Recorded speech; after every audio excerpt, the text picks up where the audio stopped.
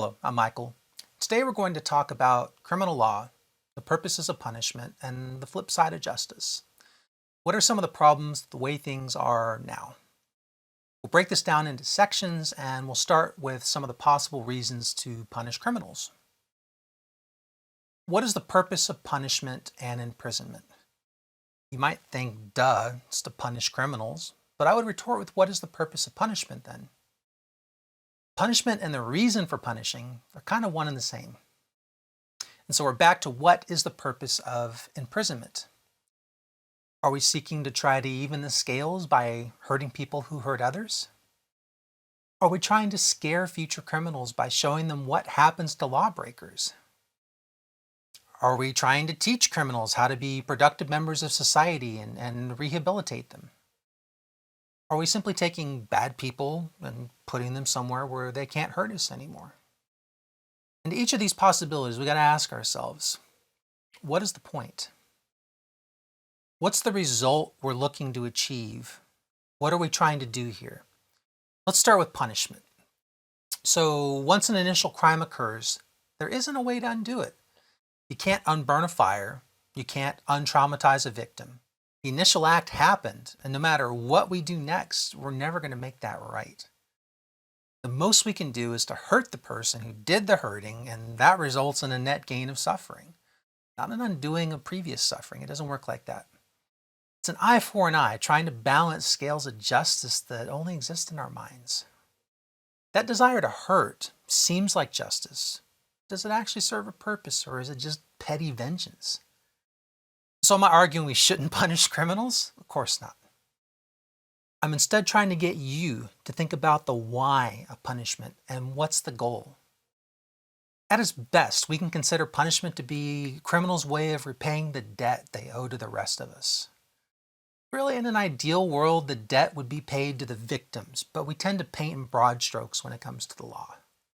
You could say that punishment and imprisonment are to prevent future crimes by scaring would-be criminals into being good citizens. That the punishments are so severe, nobody would even think of breaking the law. My question would be, does that actually work? There are places in the world where you can be legally put to death being a drug user. And yet people in these places still do drugs. We used to routinely hang people, behead them, send them to firing squads, and these are all horrendous punishments. And yet people still committed crimes. Even people already in prison, already well intimate with the horrible punishments of the law, still break the law. If the people who have firsthand experience being punished still break the law, what makes us think the people who don't wouldn't? Again, we have to ask ourselves, what is the goal? And does our solution achieve this goal?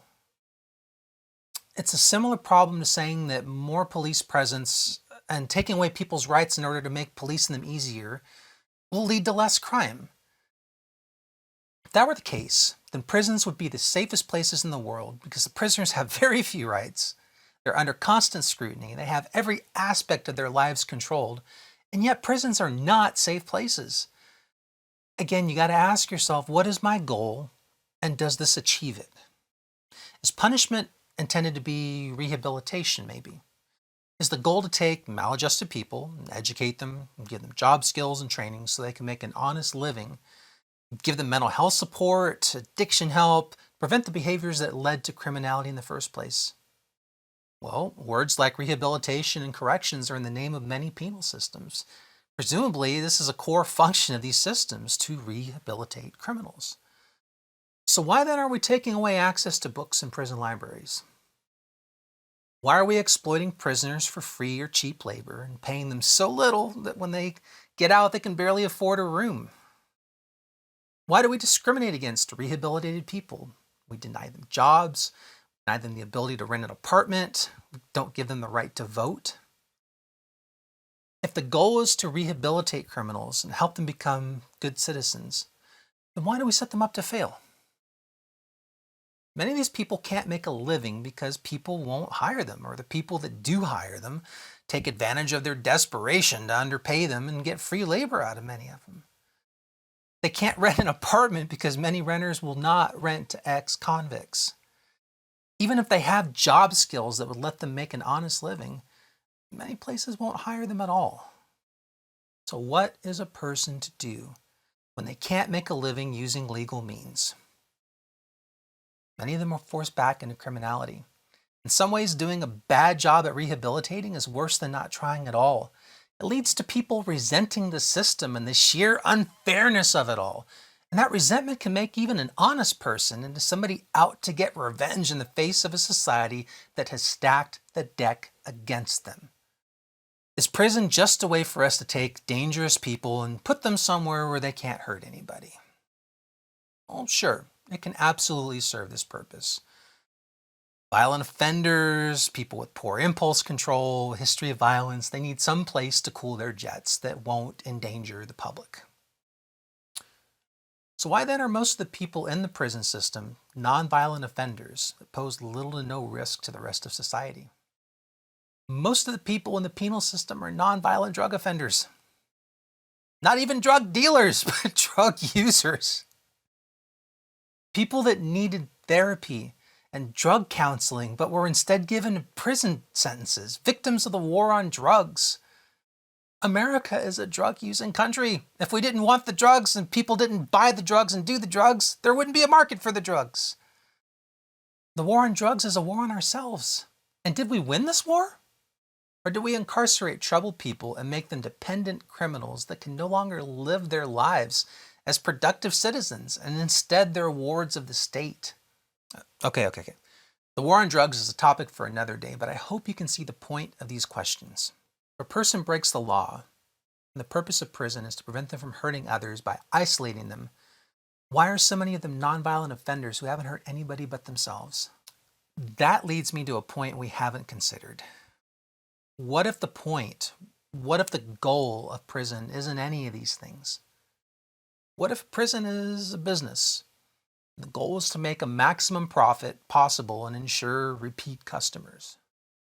In many places, we have privatized correctional facilities, prisons for profit. If government prisons are bad places, what is a prison run by the lowest bidder?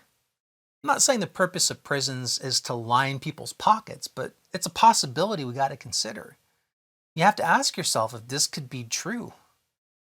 I encourage you to learn more about private prisons and the way that they milk every dollar possible out of the inmates and ensure that they'll become repeat offenders. The goal of a private prison is to make a profit, and that goal is achieved by not rehabilitating, by not correcting, and by not treating people humanely. Profits assured by taking complete advantage of prisoners and ensuring the cells are always full.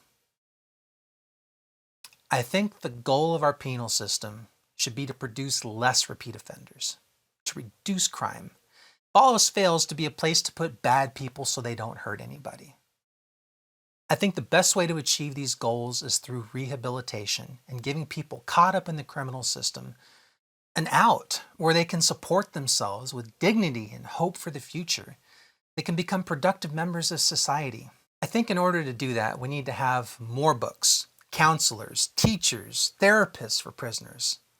I think we need to give ex-convicts an honest chance to try again without denying them jobs, housing, or the right to vote.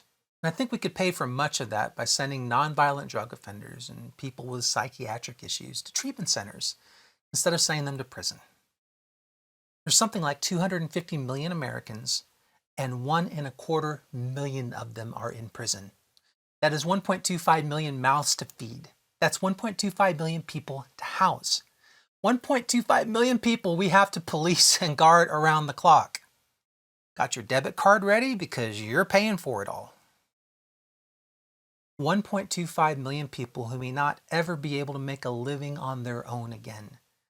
1.25 million people who are at a high risk of ending up back in prison even after they've repaid their debt to society. Now imagine 1 million reformed people earning a living, contributing to society, paying taxes, and moving forward with their lives wiser for the experience in prison, reformed and learning from their mistakes. I think that is the way to treat criminals humanely and to give them a better future so that we can have a better future. That's all I got, guys. Thank you for watching my video. Please like and subscribe.